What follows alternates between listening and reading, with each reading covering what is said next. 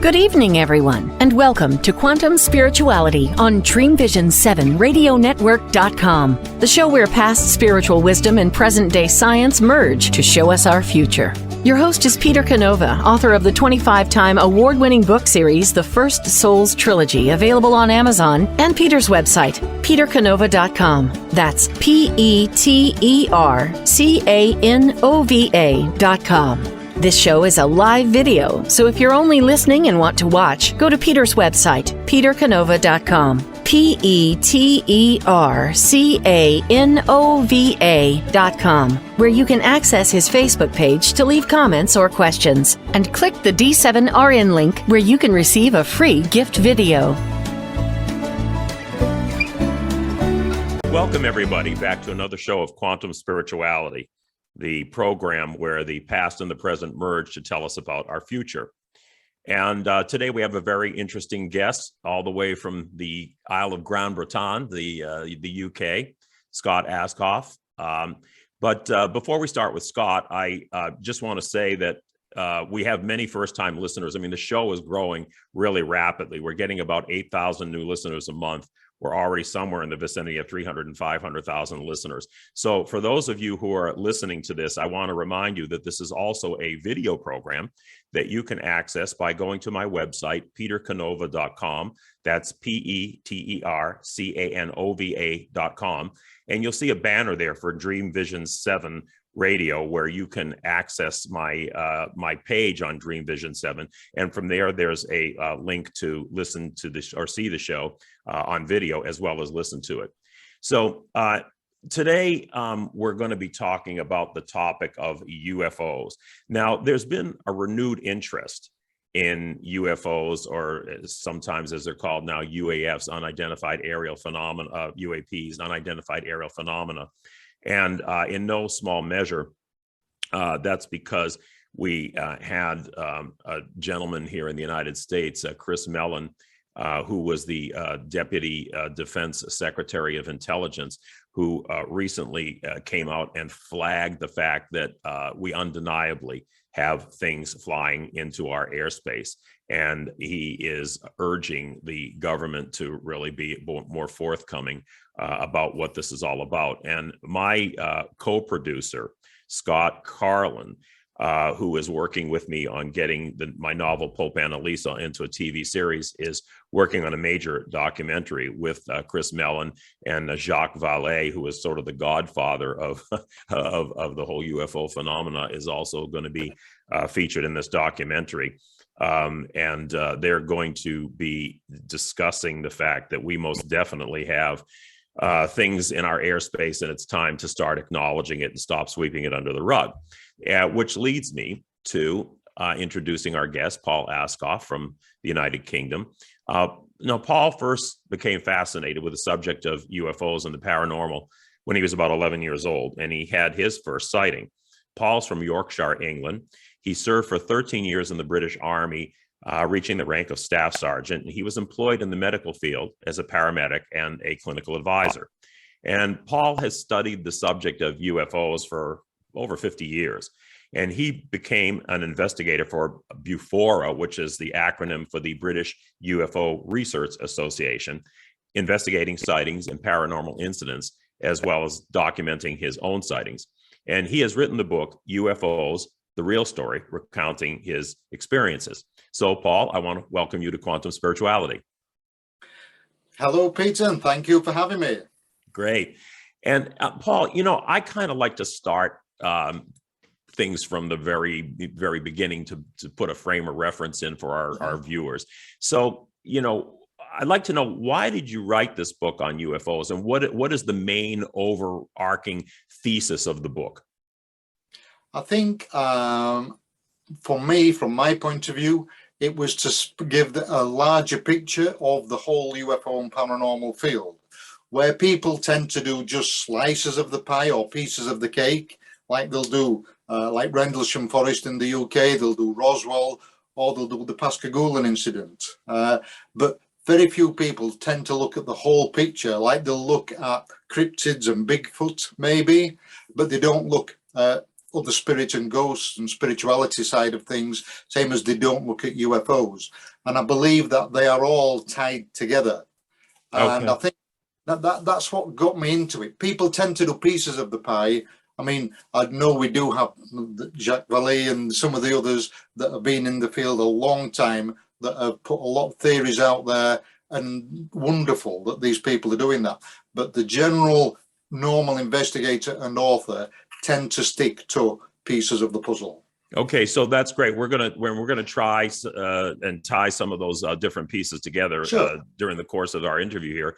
So tell us about your first sighting then, and exactly you know, what set you on this track. I guess it was when you were younger, you actually had your own sighting, and this was one of the served as an impetus to get you first interested in UFOs. Sure. I mean, I wasn't interested in UFOs. I'd never particularly even heard of them, nor the paranormal either. I was an avid reader. I used to read all the time. My parents were really strict and made sure we had a good sort of educational background, and they made us read. So I was into reading and liked reading.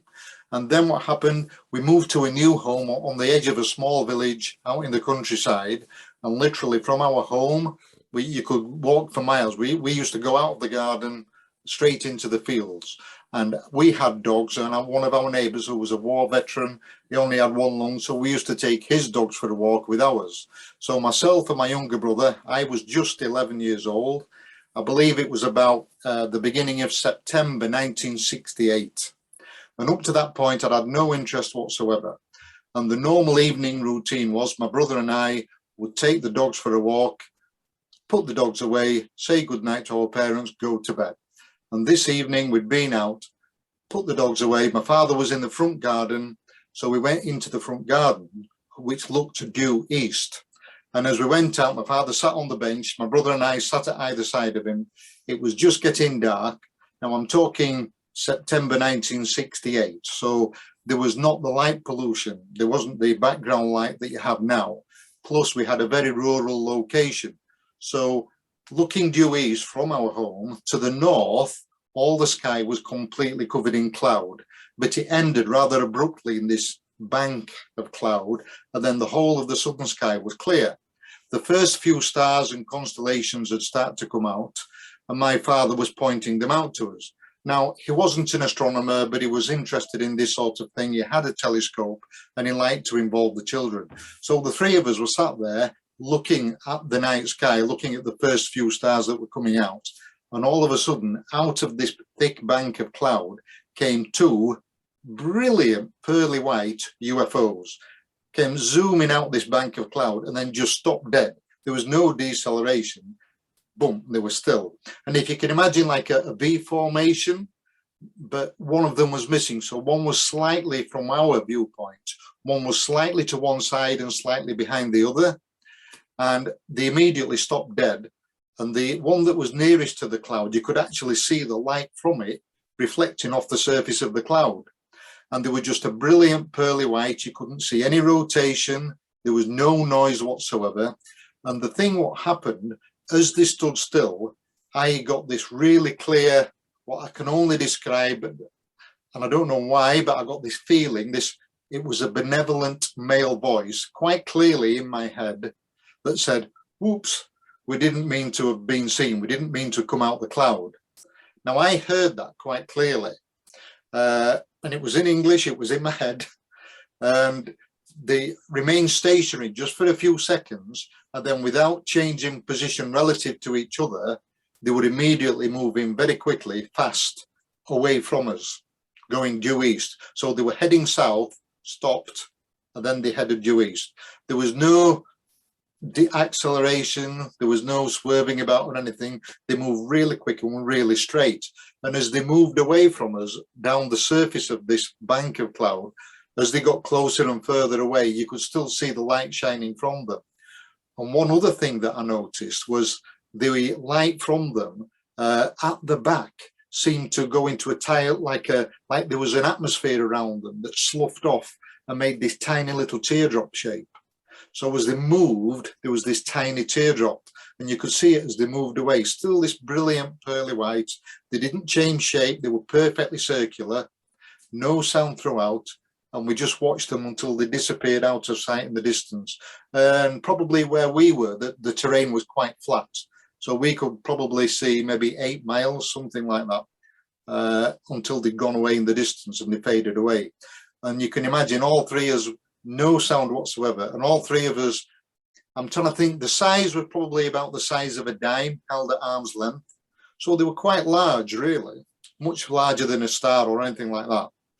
And all three of us were silent, mouths agape, sort of agog looking at the sky. And we sat there in silence. And then my father was the first to speak. And he said, well, there's nothing that we've got that can do that. And immediately I always say when people ask me, you know, it's something, for want of a better term, that's alien. It's something that's not from this earth. It was so bizarre, so odd. And it was like, why don't I know about this? Why aren't people talking about this? Why isn't it in the news? Why isn't it in the newspapers? And it was from that moment on, I wanted to know the nuts and bolts of how something could physically move like that and we not be aware of it. Yeah. Now, I have never really personally sighted anything that looked like a UFO, but I remember an incident when I was younger. I had a younger brother and a friend, and they decided to pitch a tent in our backyard. And our backyard overlooked a big golf course. This was in Boston, Massachusetts, not Boston, yeah. England. And we lived in a suburb outside of Boston. And I remember about, 2 o'clock in the morning, I heard a bang. My parents were away. I was the only one in the house, and my brother and his friend were out in the backyard. And about 2 o'clock in the morning, I heard a banging on the door, and they ran inside. I opened the door, and they ran inside, hysterical, kind of almost like crying. And I said, "What happened?" And they said, these lights came at us over the golf course. They were just floating over the golf course, and they were doing all these weird things. And I said, well, I mean, was it a golf cart? Or they said, no. They said it was hovering in the air, and it was moving at all these like weird angles. And I don't know what it was to this day, but whatever it was, it scared the bejesus out of them. Okay, so this idea of how they move. Okay, I want to segue this into a line of questioning that ultimately is going to get at the potential origin of the UFOs. These UFOs, obviously, they move in ways that seem to defy the physical laws of our universe. And you stated something very interesting and very close to my line of thinking here about that, where you said that in essence, these crafts bring their own atmosphere with them. They create their own atmosphere. So in a sense, they're vibrating at a frequency that's not exactly in resonance with ours. And therefore they, would be able to move according, to maybe their own physical law, their own laws, but not be subject to ours. I think that's a very interesting statement, and it opens up a whole line of thoughts with me. But could you elaborate on that a little bit more? Let's talk about that. Sure. The way that I give analogy that's really good, and it goes on the spiritual side of things as well. If you imagine the frequency the electromagnetic frequency that we deal with on a normal day-to-day basis, and you have the radio waves at the top end, and then it comes down through the infrared, and then you get visible light and the acoustic spectrum that we physically know and deal with, and then it goes down through the ultraviolet, X-rays, and the gamma rays and the lower end. Now, the actual bit that we see and hear is less than 1/10 of 1% of what we know of, right?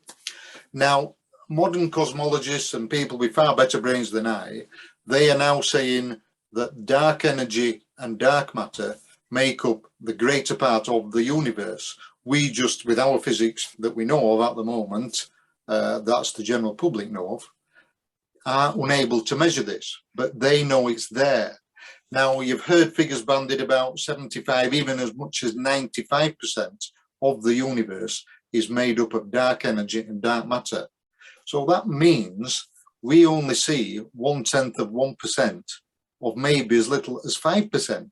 So imagine how small a portion that is that we are normally aware of.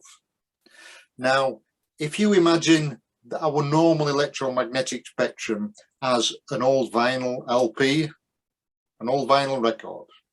Now, that is our frequency that we deal with, our spiritual frequency, if you like, the vibration that we deal with on a day-to-day basis.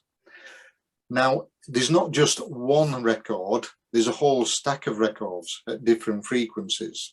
And that is what I believe is in this dark energy and dark matter.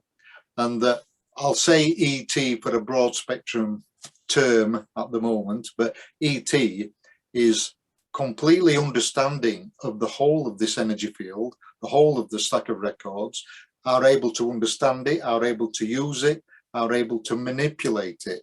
And therefore, they're not bound by the constraints that we have just on our record, on our frequency. Yeah, I think that's a great analogy, Paul, because it's very much in keeping with what we espouse in this show. In quantum spirituality, we take ancient spiritual texts, particularly the Gnostic spiritual texts, and we validate those and show how they're directly connected. In fact, how they really presupposed almost every major theory of modern quantum physics. And in this scheme of things, we understand that it all begins with consciousness. And that consciousness, in essence, spreads itself out in different dimensional frequencies, different levels of frequencies or consciousness, very much like the grooves of the record you're talking about. Let's for our viewers, let's make it simplistic. Let's talk about it like concentric circles, layers of an onion or grooves in a record, okay? And that each frequency kind of begets or produces the next frequency down from it, but the higher frequencies can sort of see what's going on in the lower frequencies. The lower frequencies can only perceive a little bit of what's happening in the higher frequencies. Sure. This whole idea of dimensional frequencies is really what constitutes the fabric of reality. Now, I've always felt that dark energy and dark matter, and incidentally for our viewers, dark energy and dark matter are dark because they don't interact with visible light. In other words, we have never been able to see dark energy or dark matter. We've been able to sort of feel their footprints. It seems to be what both holds the universe together into galaxies, which is dark matter, and also what is causing universal expansion, which is dark energy pushing the universe out. They're kind of like counterbalancing forces. I have always believed that those are interpenetrating energies from other dimensions, and which is probably why they don't interact with the visible light spectrum that we use here to detect things. Other frequencies certainly affect what we're doing here, even though we can't directly perceive them. I think this is what Paul is really saying, and it leads me to this conclusion, Paul, and I'd like your take on this. I've always thought of the UFO phenomena and these visitations less as extraterrestrial as opposed to interdimensional.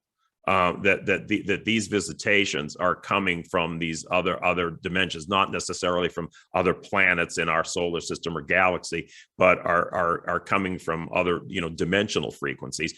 Hence their unusual properties of movement that seems to defy our physical laws. And as you mentioned, one great explanation for that might be, well, they carry their own atmosphere with them. They carry their own dimensional properties with them, and kind of like a bubble as they operate in our universe here. Yeah. But how do you what is your understanding, let's say, about the origin of the UAPs or UFOs in our visiting us here? Yeah. That's a good question. And I think they've been here forever. And we are now only with modern, sort of the modern society that we have with the internet and everybody else, and the instant communication which we have now as we're talking to each other, that we are being made more aware of it.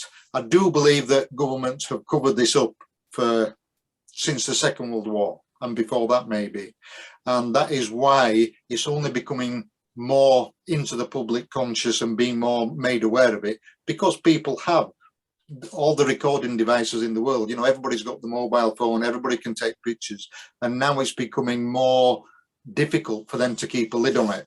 And because of that, I think we've got this slow pressure cooker, if you like, release, where the Tic Tac UFO, the gimbal UFO, the Nimitz encounters, these are all things that are just making people aware that, with the term UAP, it's something that they're doing to make people aware that they're aware of it and that it's worthy of investigation. And I think it's just trying to make people aware of it without scaring everybody. But to go back to the frequencies, well, the other way that I explain it, if you imagine, we'll go back to the LP, the record, the vinyl record. If you imagine the outer edge is evil, if you like, and the very low frequencies, and the hole in the center is God, is purity, whatever you want to call it, whether you want to call it Buddha, God, Allah, whatever. It's pure thought and pure being and pure consciousness. And the grooves on the record are our lives, our lessons, and depending on how good we are by now, right now, not by what you may have done or what you've done in the past, it's by your thoughts now and your actions now, whether you improve and get towards that hole in the center of the record. And that, I believe, is the big, if you like, the big $64,000 question of our purpose here now is to lift ourselves, lift our vibration, lift our spirit, and live good ethics and good morals to progress towards the center. Mm-hmm. Now, it's no good if we all know that. And I believe that ET, again, I'll use that term, has been here forever. ET knows about us, but because they're able to completely manipulate the energy, they remain shrouded, if you like, from us and purposely stay away because they're not allowed to interfere. It's like for me, it's like I believe it's a universal law that every sentient being has to progress by their own effort. And it's the same with ET. I think your analogy is fantastic, and I'd like to amplify on that when we come back from our commercial break here. We're going to have to take a pause for a few minutes. Please don't go away. You're listening to Quantum Spirituality on Dreamvision 7 Radio Network. I'm your host, Peter Canova. Please visit my website, petercanova.com. That's PeterCanova.com, where you can get a wealth of information on a lot of the topics and ideas that we discuss in this show. Don't go away. We'll be right back.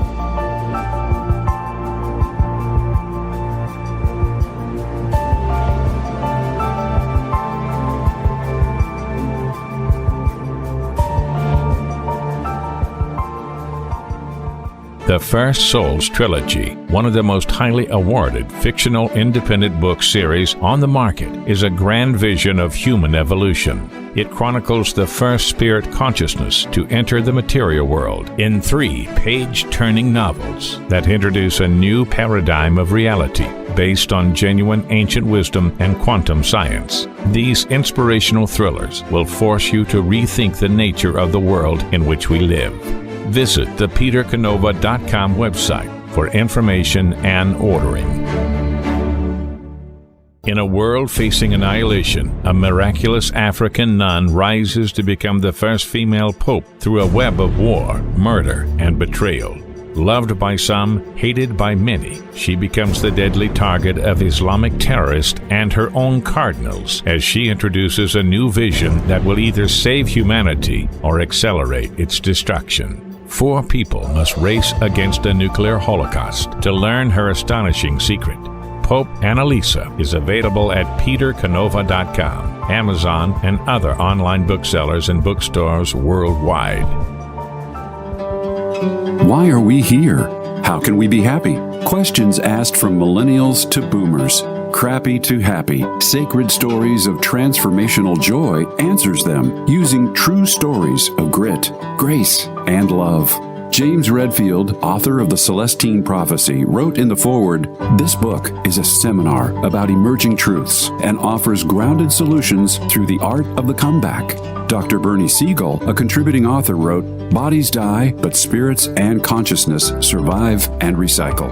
So, grab some tissues, open your book, and prepare to cry and laugh till it heals. Crappy to Happy by Reverend Ariel Patricia and Kathleen O'Keefe Canavas. Available from Amazon, Barnes & Noble, and booksellers worldwide. How did life start on Earth, and why is there so much suffering? Are we living in a simulated reality like the characters in the Matrix movie? Do parallel dimensions exist alongside ours, influencing our experience? What are the mysterious dark energies that penetrate our universe? Peter Canova folds space and time to bring the twin bookends of ancient wisdom and quantum science into a single focal point, answering these and many other deep mysteries of the creation. Quantum Spirituality can be heard every Tuesday at 10 a.m. and 10 p.m. Eastern and 7 a.m. and 7 p.m. Pacific on syndicated Dreamvision 7 radio network. See the show where past and present merge to show us our future.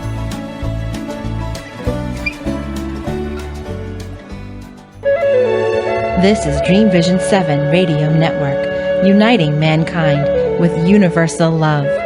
Our shows are created from the heart, bringing each listener to a place of divine enlightenment. Breathe, relax, and enjoy. Let life flow.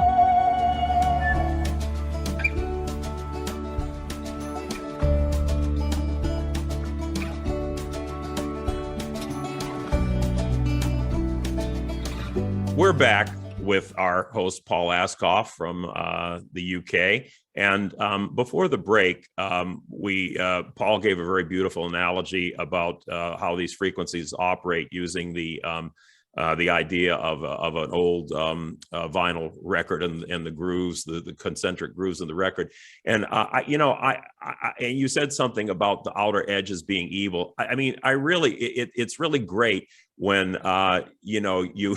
you meet somebody else who will give an analogy that is similar to the analogies that you've been giving, in a slightly different context. So, in the Gnostic belief system, consciousness projected itself out from the pure center, as you describe it, which would be the hole in the record. Consciousness projected itself out, and but with each projection outward, the clarity or the level of consciousness, the frequency became less and less.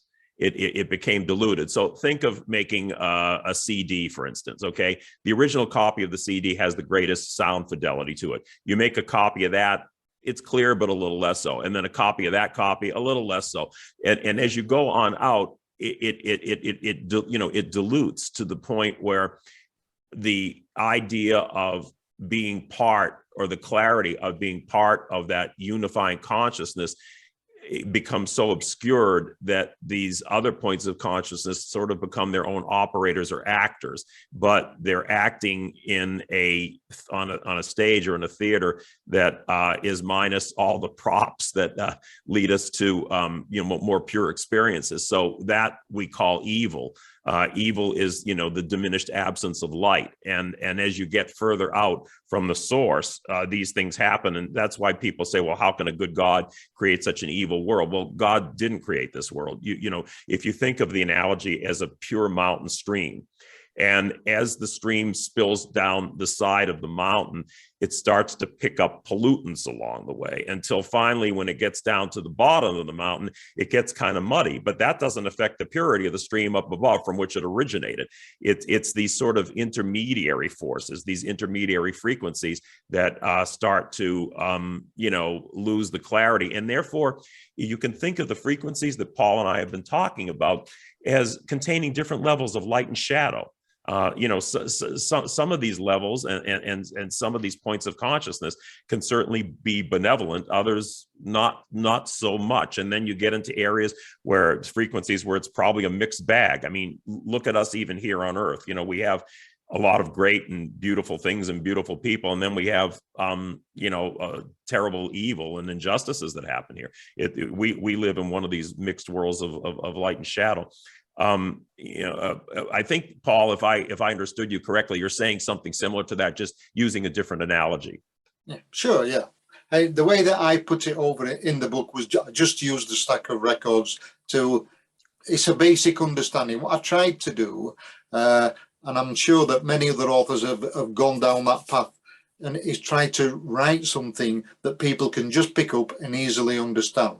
Because I think if you start getting too deep and too scientific with your explanations and things, people will go like, oh, I need to think about this a minute. And, and people need to read something that they can understand and they can grasp and make it easy for them. So what I've tried to do with the book is make it something that people can grasp and make it easy. And the analogy that I came up there was a simple way of putting the point across that people could pick up on. Right. Now, Paul, in your view, what did these visitors want? And this could be a mixed bag of things. I mean, because apparently they're not all the same. But basically, why are they hovering over us? Why are they appearing here? And then we have the whole things about abductions. Some seem to be benevolent, others seems to be like we're guinea pigs. Who are these visitors? What do they want? Yeah. Well, I think they're like the races on Earth now. You get people at different levels of development and through all people. Same with religions. You get religions that you'll always get good and bad in everything. And I believe it's the same with, I'll use the phrase ET because it's a cover all and people understand it. ET are the same.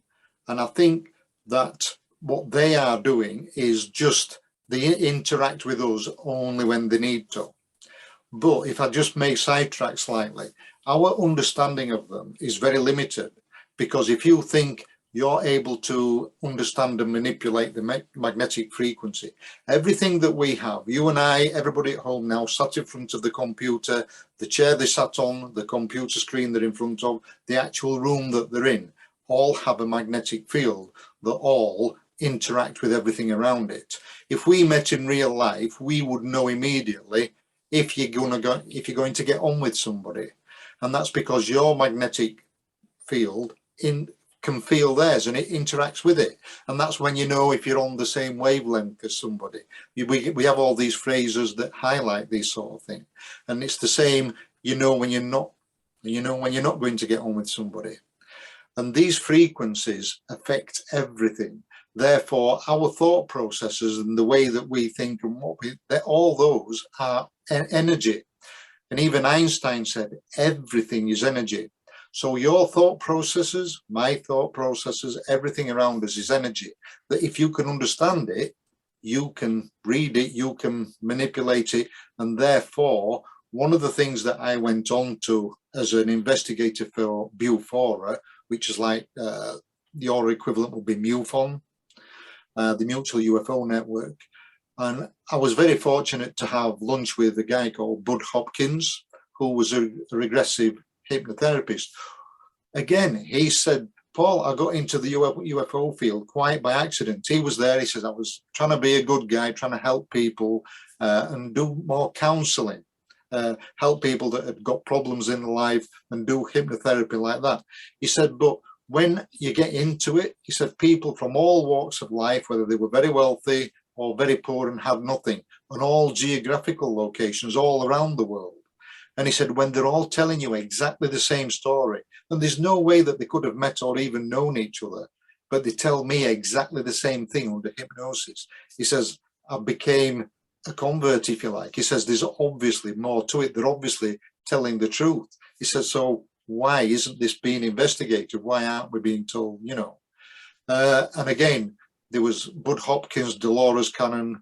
Unfortunately, neither of them are with us, but we have more modern Kath Marden, who's done regressive hypnotherapy with Calvin Parker recently. And Calvin, he was went through the abduction that was famous at Pascagoula. Now, that was what he could normally remember. But Calvin, when he went under the hypnotic regression, found out that he'd actually been abducted on 4 occasions, but that was the only one that he could normally remember. Now, everything we have is an electrical energy. So if you can understand it and manipulate it, therefore ET can manipulate it, and that's why people can't remember. People only remember certain things. You do get instances of people saying, well, there was a weird vehicle, or I thought I saw an owl in the trees is another favorite, but then they can't remember anything. And one of the big investigations that I did in the late 90s for Bufora, it was an abduction of 4 adults. And the guy actually said it was a strange atmosphere. And he says, I know I can't remember it correctly. He says, I've no recollection of it, the dusk. He says it was daylight, then it was suddenly dark. And he said, I can remember my brain thinking, why is it suddenly dark? And he gave a good description where he said, my memory of it is like an old videotape, an old VHS tape that had been cut up, most of it thrown away, but the bits that were put back together, I'm not remembering it in the right order. And that is the level of understanding and control that they have over the whole of the electromagnetic spectrum that we don't. Paul, since there seem to be different visitors, let's say they don't seem to be a monolithic group. Is there any indication, or do you have any evidence, or have you run across anything that would lead you to indicate that they are in conflict or have had conflict with one another, us apart from the equation? Yeah. Personally, no. I mean, yes, we all hear, as investigators, you hear stories of one group being against another group. From my personal experiences, I've only ever found things to be benevolent. Now, as far as I'm aware, I've never been abducted, but I know other good friends that have had a different experience, and theirs, I'm not saying wasn't so benevolent. And one of the things, the way that, another analogy, if I may, was if you imagine being in a normal nature reserve wherever we are in the world, a nature reserve, and you might catch birds in a net, tag them, weigh them, make sure there's the amount that they should have, they weigh what they should have, and then you let them go. Maybe in a bizarre way, that's what ET are doing to us. Well, do you think, for example, that let's say the people that have experiences that they feel are benevolent versus those they feel are malevolent, or left them frightened, which I've read quite a few of those. Oh yeah. The fact that different people have different experiences, does that have something to do with our own frequencies? In other words, are some people putting out frequencies that would lead the less benevolent ones to them, and others putting out frequencies that would lead the more benevolent ones to them? Does that make any sense to you? It does, and I haven't actually thought of that, so that's a good question, Peter. But I think at the end of the day, because they're able to understand and control it, it's your own personal development and your level of vibration that you're at will obviously have some interpretation differences. And some people will find it and be able to accept it and not be as frightened, where people that are, dare I say, not as well developed and don't want to be frightened and don't want to know, will have a more malevolent interpretation of it. Yeah, I mean, I finished a segment for a documentary that's going to appear in February by the people that did What the Bleep Do We Know, and it was on healing.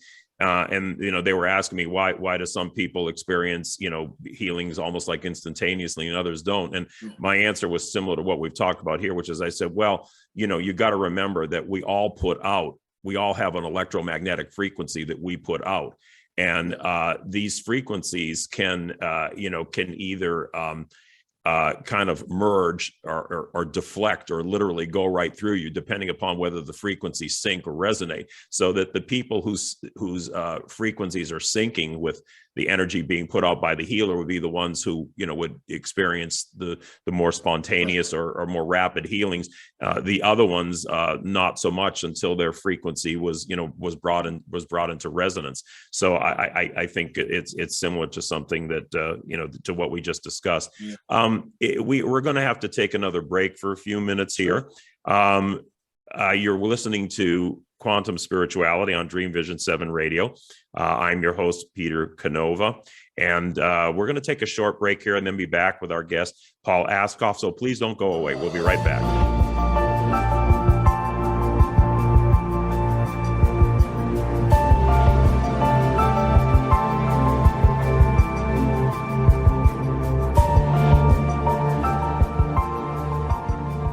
The First Souls Trilogy, one of the most highly awarded fictional independent book series on the market, is a grand vision of human evolution. It chronicles the first spirit consciousness to enter the material world in 3 page-turning novels that introduce a new paradigm of reality based on genuine ancient wisdom and quantum science. These inspirational thrillers will force you to rethink the nature of the world in which we live. Visit the petercanova.com website for information and ordering. In a world facing annihilation, a miraculous African nun rises to become the first female pope through a web of war, murder, and betrayal. Loved by some, hated by many, she becomes the deadly target of Islamic terrorists and her own cardinals as she introduces a new vision that will either save humanity or accelerate its destruction. 4 people must race against a nuclear holocaust to learn her astonishing secret. Pope Annalisa is available at petercanova.com, Amazon, and other online booksellers and bookstores worldwide. What if dreams can diagnose your life? What if we can meet the love of our life in dreams? Join host Kat O'Keefe Canovis, the #1 internationally best-selling author of Dreams That Can Save Your Life, written with Duke University medical doctor Larry Burke. Dreaming Healing is where we'll explore dreams, research, and interpret dreams from you, the caller. Dreaming Healing shows can be heard every Tuesday at 9 a.m. and 9 p.m. Eastern, with live shows on the first and third evenings at 9 p.m. Eastern, 6 p.m. Pacific Time on syndicated Dreamvision 7 Radio Network. Come live your dreams out loud with Kat. How did life start on Earth, and why is there so much suffering? Are we living in a simulated reality like the characters in the Matrix movie? Do parallel dimensions exist alongside ours, influencing our experience? What are the mysterious dark energies that penetrate our universe? Peter Canova folds space and time to bring the twin bookends of ancient wisdom and quantum science into a single focal point, answering these and many other deep mysteries of the creation.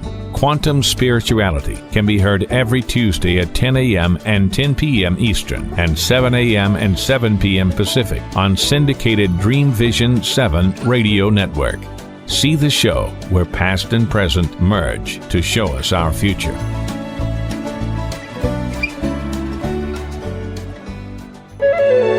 This is Dreamvision 7 Radio Network, uniting mankind with universal love. Our shows are created from the heart, bringing each listener to a place of divine enlightenment. Breathe, relax, and enjoy. Let life flow.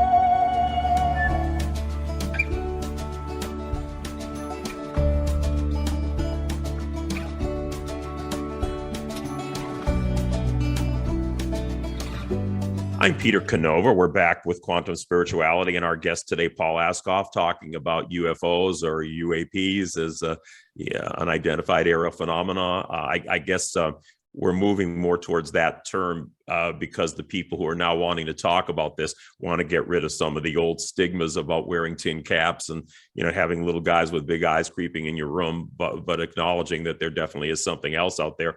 Paul, I wanted to ask you.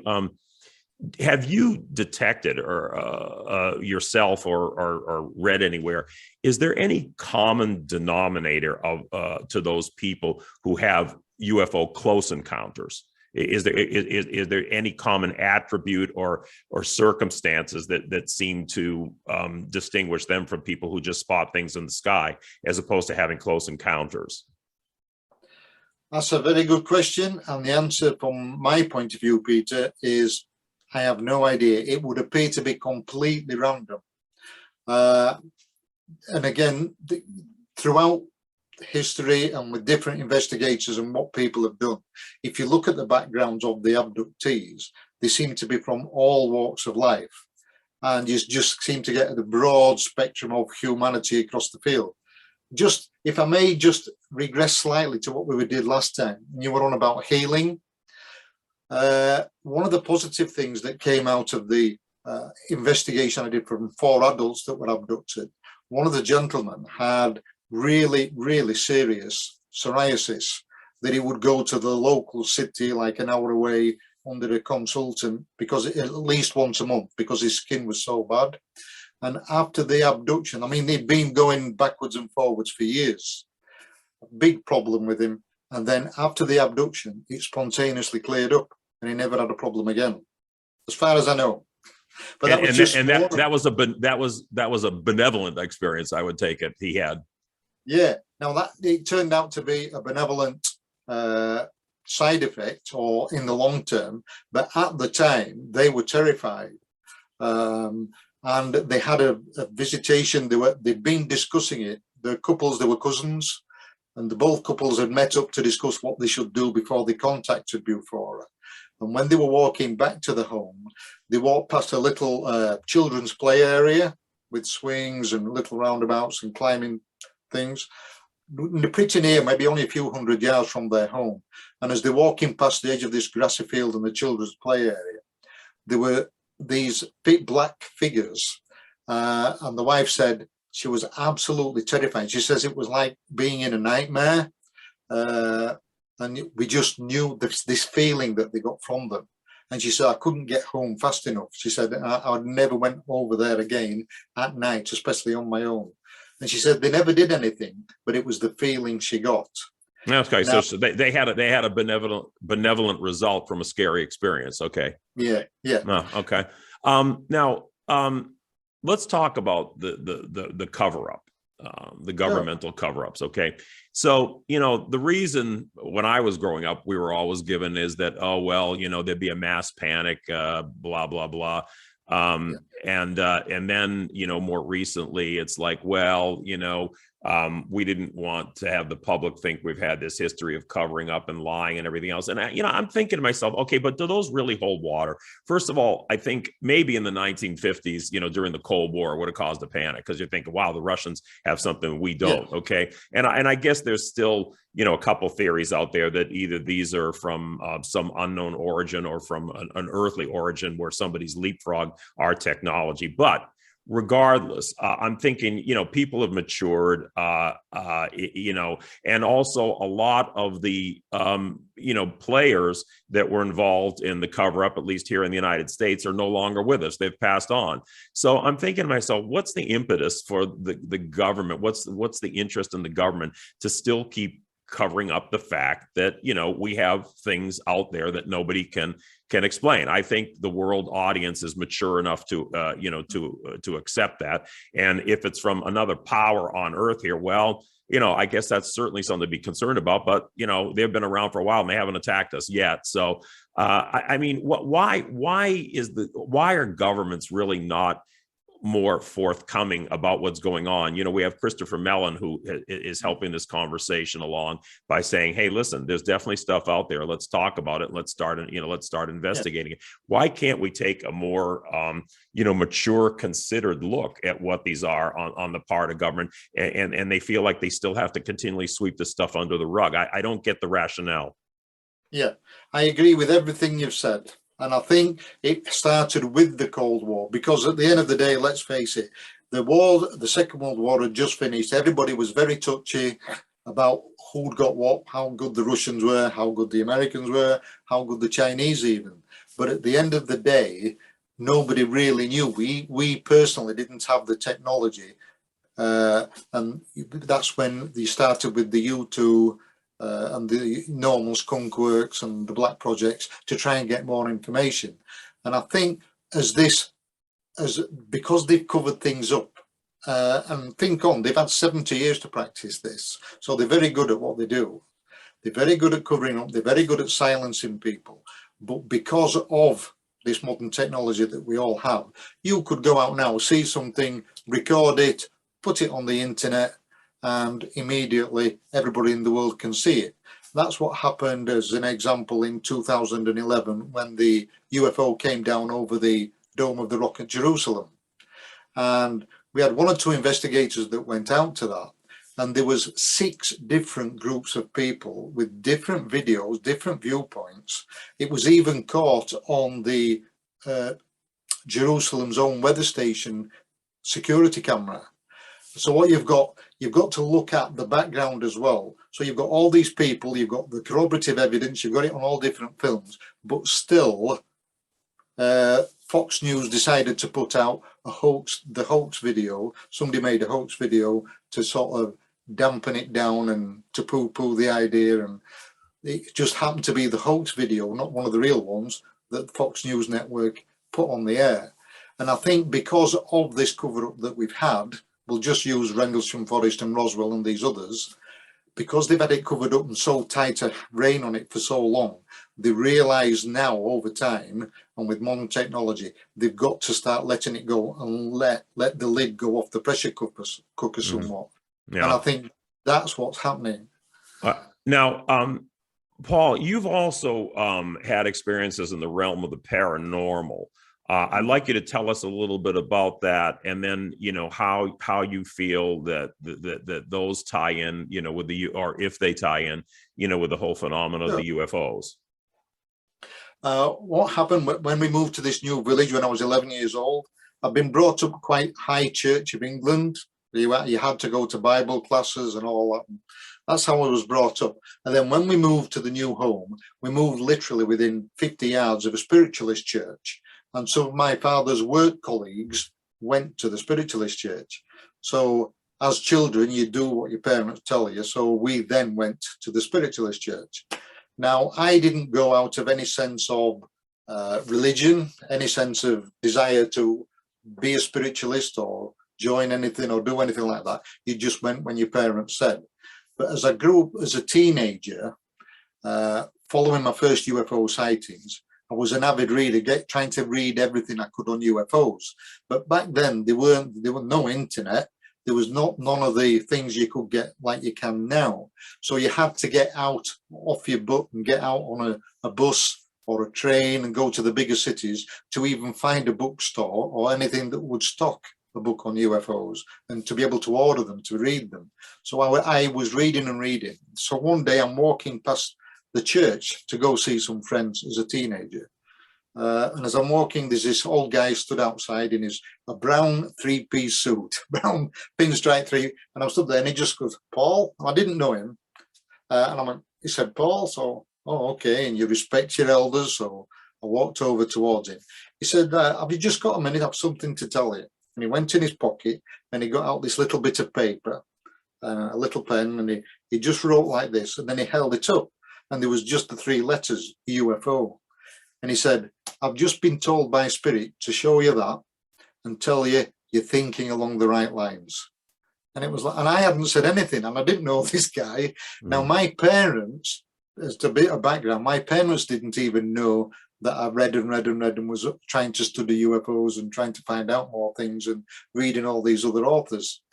So for a complete stranger to do that was like, whoa. Yeah, well, I can relate to that. I think in some of my earlier shows, I talked about some of my experiences in Africa, and these people that were village bush doctors who didn't know me would approach me on the streets of Lagos, Nigeria, and start telling me things about what I was going to do in my line of, what I was thinking, right on. So I've had very similar experiences. I can completely relate to what you just said. And, I tell you that I lived overseas for quite a while, and I love the UK because spiritualism in the UK is just so much more deeply rooted than it is here. At least I think it is. And I used to go to the British Spiritualist Association to get some guidance, because for a while there, I thought I was going crazy. I would be picking up so many impressions. I'd know conversations 10 minutes before they would happen. I'd see somebody in the street, and I'd know their like life story. And I mean, it was really wild. I was like a sponge that couldn't stop. So I went to the British Spiritualist Association to kind of get some help to control this stuff. And I had some very, very interesting experiences there. I heard my great grandmother talk to me in saying things that only my great grandmother would know. So I very much can get that vision of your spiritualist church in the little English village there, and I that's very close to my heart. We only have a couple of minutes left here, so I think we have two or 3 minutes left. Can you just tie this together? What is the connection you see between, let's say, paranormal, the spiritual, and the UFOs? Kind of bring those avenues together for us. Yeah, everything is on its own frequency. And I believe that a lot of spirit, we'll say cryptids even, as well as UFOs, they're able to control the frequency. But spirit, ghosts, if people want to call it that, are on a level maybe on the record underneath us. Your spirit guides may be on the record above us, because they're just on that higher frequency. And it's the same with cryptids, why we've never found a real life Bigfoot, but people have all these experiences. And one of the other things that I believe is that when there are areas, geographical locations around the world, you could use Skinwalker Ranch as an example, where the records almost touch and the veil is very thin, if you like. So we get these hundreds of places around the earth where people experience these odd things. And it's the same when people see spirit, when people see UFO, and we get a lot of it when people see Bigfoot and Sasquatch, they're terrified. And I believe it's a personal, your soul that knows you're in a place where you shouldn't be. You're crossing onto a different frequency, onto a different record, and your soul knows we shouldn't be here. And that's why people have this almost a visceral terror, if you like, from crossing over onto a different frequency where they shouldn't be. Does that make sense? It does, although I do think we can cross over to those frequencies in our meditations and guide ourselves in positive ways and bring back information that's useful in our world here. I hate to say it, this is a fascinating discussion. I think we've run out of time. Paul, I want to thank you for appearing with us today. Very interesting. I want to remind our viewers that this is Quantum Spirituality on Dreamvision 7 Radio. You can go to my website, petercanova.com. That's PeterCanova.com, where you can listen to the show live, and you can also access the archives of previous shows. So we're going to sign off today. Again, thank you, Paul, and thank you all out there for listening to Quantum Spirituality. Please join us again next time. This ends today's segment of Quantum Spirituality, the show where the past and present merge to show us our future. Join us the first Tuesday of each month for cutting-edge information and informative new episodes. This show will be archived on the Quantum Spirituality Dreamvisions 7 Radio Network website page, also accessible at petercanova.com. That's PeterCanova.com. This is Dreamvision 7 Radio Network, uniting mankind with universal love. Our shows are created from the heart, bringing each listener to a place of divine enlightenment. Breathe, relax, and enjoy. Let life flow.